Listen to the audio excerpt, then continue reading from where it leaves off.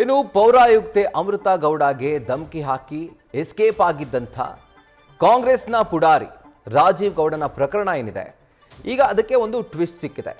ನಿನ್ನೆ ಕೇರಳದ ಗಡಿಯಲ್ಲಿ ಕೈಮುಖಂಡ ರಾಜೀವ್ ಗೌಡನನ್ನ ಪೊಲೀಸರು ಅರೆಸ್ಟ್ ಮಾಡಿದ್ದಾರೆ. ಆದರೆ ಈವರೆಗೂ ಕೂಡ ಆತನನ್ನ ಕ್ರೈಮ್ ನಡೆದಿರುವಂತಹ ಅಂದ್ರೆ ಕೇಸ್ ಫೈಲ್ ಆಗಿರುವಂತಹ ಸ್ಟೇಷನ್ಗೆ ಇನ್ನೂ ಕೂಡ ಕರ್ಕೊಂಡು ಬಂದಿಲ್ಲ. ಅಜ್ಞಾತ ಸ್ಥಳಕ್ಕೆ ಪೊಲೀಸರು ಕರೆದೊಯ್ದಿದ್ದಾರಾ ಅನ್ನುವಂಥ ಅನುಮಾನ ಈಗ ವ್ಯಕ್ತವಾಗ್ತಾ ಇದೆ. ನಿನ್ನೆ ಅರೆಸ್ಟ್ ಆಗಿದ್ರೂ ಕೂಡ ಇನ್ನು ಯಾಕೆ ಚಿಕ್ಕಬಳ್ಳಾಪುರಕ್ಕೆ ಕರೆತಂದಿಲ್ಲ? ಶಿಡ್ಲಘಟ್ಟ ಠಾಣೆಯಲ್ಲಿ ಈತನ ವಿರುದ್ಧ ಕೇಸ್ ದಾಖಲಾಗಿತ್ತಲ್ಲ, ಆ ಠಾಣೆಗೆ ಇನ್ನೂ ಕೂಡ ಈತನನ್ನ ಕರೆ ತಂದಿಲ್ಲ. ಸೊ ಈಗ ಪೊಲೀಸರ ನಡೆ ಬಗ್ಗೆನೇ ಜನರಲ್ಲಿ ಈಗ ಅನುಮಾನ ಮೂಡ್ತಾ ಇದೆ. ಇದರ ಕುರಿತಾಗಿ ಡೀಟೇಲ್ಸ್ ಅನ್ನ ಕೊಡ್ತಾರೆ ನಮ್ಮ ಪ್ರತಿನಿಧಿ ಅಂಕಿತಾ. ಲೈವ್ ನಲ್ಲಿ ಜಾಯಿನ್ ಆಗ್ತಾ ಇದ್ದಾರೆ. ಅಂಕಿತಾ, ಒಂದ್ ಕಡೆ ಈತನನ್ನ ಅರೆಸ್ಟ್ ಮಾಡೋದಕ್ಕೆ ಪೊಲೀಸರು ತೆಗೆದುಕೊಂಡಂತಹ ದಿನಗಳೇ ಒಂದು ರೀತಿಯಾಗಿ ಆಶ್ಚರ್ಯಕರ. ಇಷ್ಟು ದಿನ ಬೇಕಾ ಒಬ್ಬನನ್ನ ಅರೆಸ್ಟ್ ಮಾಡಕ್ಕೆ ಅಂತ. ಈಗ ಮಗದೊಂದು ಕಡೆ ಅರೆಸ್ಟ್ ಮಾಡಿದ್ರು ಕೂಡ ಇನ್ನೂ ಆ ಕಂಪ್ಲೇಂಟ್ ಕೊಟ್ಟಿರುವಂತಹ ಸ್ಟೇಷನ್ಗೆ ಈತನನ್ನ ಕರ್ಕೊಂಡು ಬಂದಿಲ್ಲ. ಹಾಗಿದ್ರೆ ಇಷ್ಟೊಂದು ಸ್ಪೆಷಲ್ ಪ್ರಿಫರೆನ್ಸ್ ಅನ್ನ ಕೊಟ್ಟು ಈತನನ್ನ ಪೊಲೀಸರು ನಡೆಸ್ಕೊಳ್ತಿರೋದು ಯಾಕೆ ಅಂತ?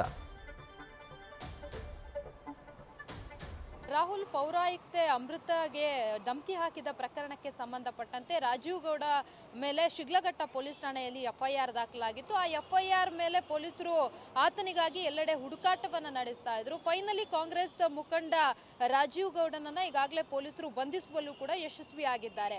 ಅಂದ್ರೆ ನಿನ್ನೆ ಕೇರಳದ ಗಡಿಭಾಗದಲ್ಲಿ ಬಂಧನ ಮಾಡಿರುವಂತದ್ದು. ಆದ್ರೆ ಇದುವರೆಗೂ ಕೂಡ ಶಿಡ್ಲಘಟ್ಟ ಪೊಲೀಸ್ ಠಾಣೆಗೆ ಆರೋಪಿಯನ್ನ ಕರೆತಂದಿಲ್ಲ. ಹಾಗಾದ್ರೆ ಆರೋಪಿಯನ್ನ ಎಲ್ಲಿ ಕರ್ಕೊಂಡು ಹೋಗಿದ್ದಾರೆ, ಇಷ್ಟು ರಹಸ್ಯವಾಗಿ ಇನ್ವೆಸ್ಟಿಗೇಷನ್ ಮಾಡ್ತಾ ಇರೋದ್ರ ಉದ್ದೇಶ ಏನು ಅನ್ನೋದ್ರ ಬಗ್ಗೆ ಸಾಕಷ್ಟು ಅನುಮಾನ ಕೂಡ ವ್ಯಕ್ತ ಆಗ್ತಾ ಇರುವಂತದ್ದು. ಅಂದ್ರೆ ಈ ಒಂದು ಪ್ರಕರಣ ದಾಖಲಾದ ಬಳಿಕ ಪೊಲೀಸರು ಕೂಡ ಸಾಕಷ್ಟು ಕಡೆ ಆರೋಪಿಗಳಿಗಾಗಿ ಹುಡುಕಾಟವನ್ನ ನಡೆಸ್ತಾ ಇದ್ರು.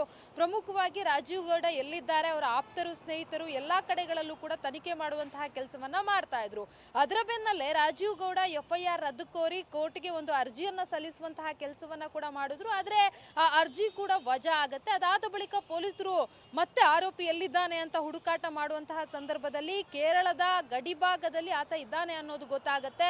ಮಂಗಳೂರಿನಲ್ಲಿ ಕೊನೆಯದಾಗಿ ತನ್ನ ಕಾರನ್ನ ಪಾರ್ಕ್ ಮಾಡಿ ಅಲ್ಲಿಂದ ಎಸ್ಕೇಪ್ ಆಗಿರುವಂತದ್ದು. ನಿನ್ನೆ ಆರೋಪಿಯನ್ನ ಬಂಧಿಸುವಲ್ಲಿಯೂ ಕೂಡ ಪೊಲೀಸರು ಯಶಸ್ವಿಯಾಗಿರುವಂತದ್ದು. ಸದ್ಯಕ್ಕೆ ಆರೋಪಿ ಎಲ್ಲಿದ್ದಾರೆ, ಪೊಲೀಸರು ಯಾವಾಗ ಕರ್ಕೊಂಡು ಬರ್ತಾರೆ ಅನ್ನೋದು ಇನ್ನೂ ಕೂಡ ನಿಗೂಢವಾಗಿ ಉಳಿದಿದೆ. ಇವತ್ತು ಮಧ್ಯಾಹ್ನ 12 ಗಂಟೆಗೆ SP ಕುಶಾಲ್ ಅವರು ಪ್ರೆಸ್ ಮೀಟ್ ಅನ್ನ ಮಾಡ್ತಾರೆ ಅನ್ನೋದ್ರ ಬಗ್ಗೆ ಒಂದಷ್ಟು ಮಾಹಿತಿ ಇತ್ತು. ಆದ್ರೆ ಏನ್ ಮಾಡ್ತಾರೆ, ಸದ್ಯಕ್ಕೆ ಆರೋಪಿ ಎಲ್ಲಿದ್ದಾರೆ ಅನ್ನೋದ್ರ ಬಗ್ಗೆ ಇದುವರೆಗೂ ಕೂಡ ಯಾವುದೇ ರೀತಿಯ ಮಾಹಿತಿ ಲಭ್ಯ ಆಗಿಲ್ಲ. ಹಾಗಾಗಿ ಪೊಲೀಸರ ನಡೆ ಕೂಡ ಎಲ್ಲೋ ಒಂದು ಕಡೆ ಸಾಕಷ್ಟು ಅನುಮಾನಕ್ಕೆ ಎಡೆ ಮಾಡಿಕೊಡ್ತಾ ಇದೆ. ರಾಹುಲ್.